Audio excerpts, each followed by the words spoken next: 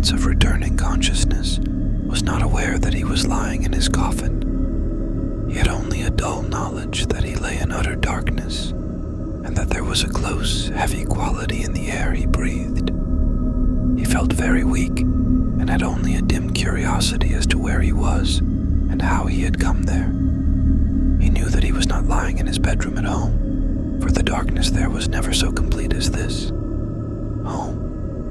That memory brought others to John Woodford's dulled brain, and he recalled his wife now, and his son. He remembered too that he had been ill at home, very ill, and that was all that he could remember. What was this place to which he had been brought? Why was the darkness so complete and the silence so unbroken, and why was there no one near him? He was a sick man, and they should have given him better care than this. He lay with a dull irritation at this treatment growing in his mind. Then he became aware that breathing was beginning to hurt his lungs, that the air seemed warm and foul. Why did not someone open a window? His irritation grew to such a point that it spurred his muscles into action. He put out his right hand to reach for a bell or a light button. His hand moved slowly only a few inches to the side, and then was stopped by an unyielding barrier. His fingers feebly examined it. It seemed a solid wall of wood or metal faced with smooth satin. It extended all along his right side, and when he weakly moved his other arm, he found a similar wall on that side too. His irritation gave way to mystification. Why in the world had they put him, a sick man, into this narrow place? Why? His shoulders rubbed against the sides on either side. He would soon know the reason for it, he told himself. He raised up to give utterance to a call that would bring those in attendance on him. To his utter amazement, his head bumped against a similar silk-lined wall directly above his face. He raised his arms in the darkness and discovered with growing astonishment that this wall or ceiling extended above him from head to foot, like those on either side.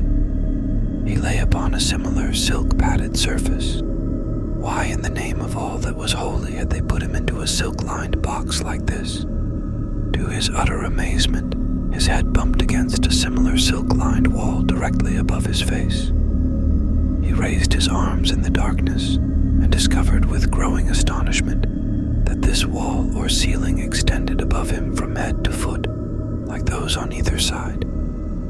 He lay upon a similar silk-padded surface. Why in the name of all that was holy had they put him into a silk-lined box like this? Woodford's brain was puzzling this when a minor irritation made itself felt. His collar was hurting him. It was a high, stiff collar, and it was pressing into the flesh of his neck. But this again was mystery, that he should be wearing a stiff collar. Why had they dressed a sick man in formal clothes and put him into this box? Suddenly John Woodford shrieked, and the echoes of his scream reverberated around his ears like hideous demoniac laughter.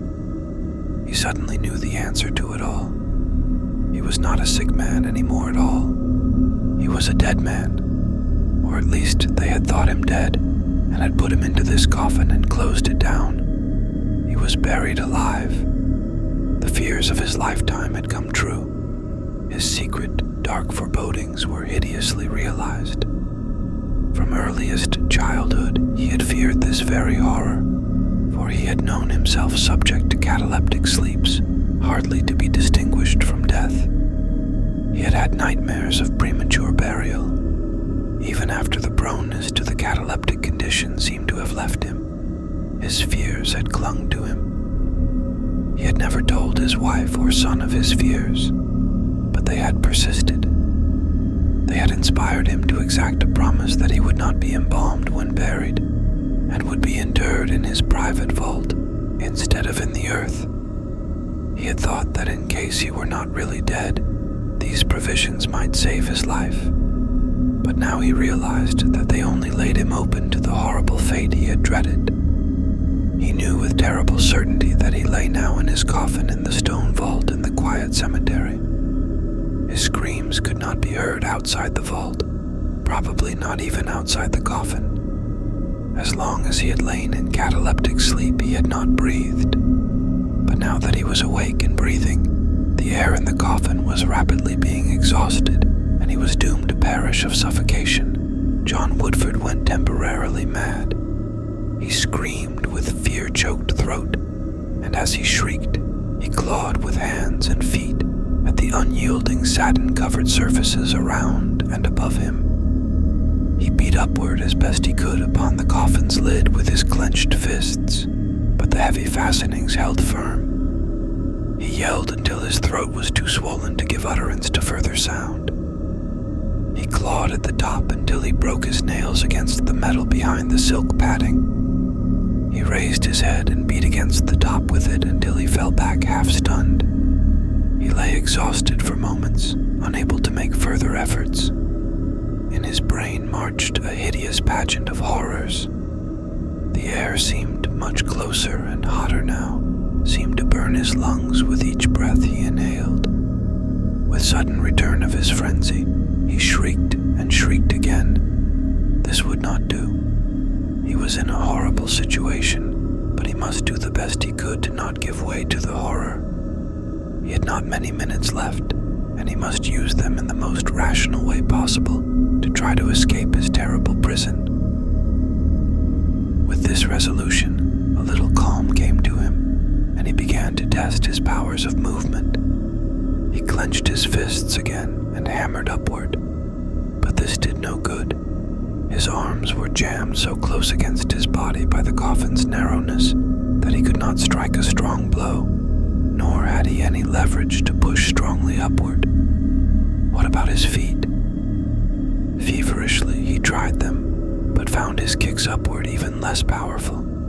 He thought of hunching up his knees and thus bursting up the lid, but found that he could not raise his knees high enough, and that when he pressed upward with them against the lid, his feet simply slid away on the smooth silk of the coffin's bottom. Now the breaths he drew seared his lungs and nostrils, and his brain seemed on fire. He knew his strength was waning and that before long he would lose consciousness. He must do whatever he could swiftly. He felt the soft silk about him, and the dreadful irony of it came home to him. He had been placed so lovingly in this death trap. He tried to turn on his side, for he thought now that he might use his shoulders to heave up against the lid.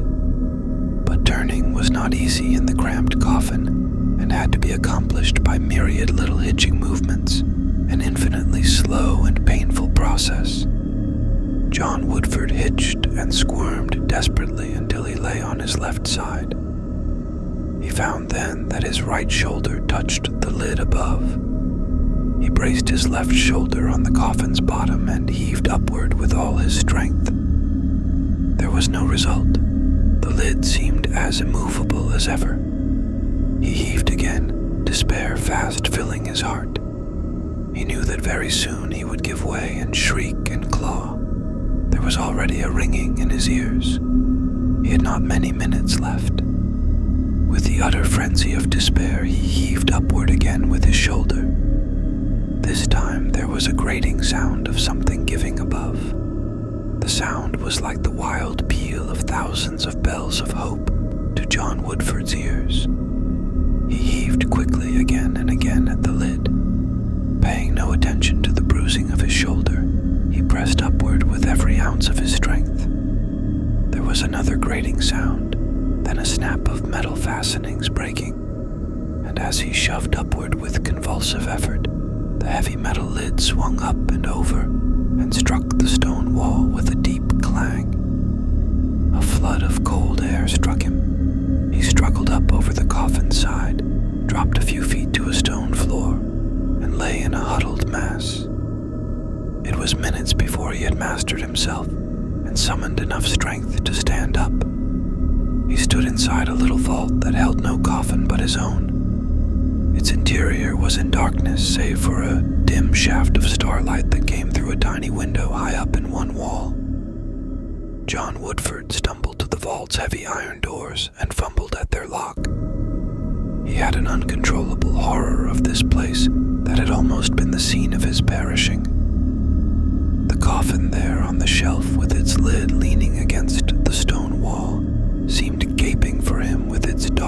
cavernous mouth.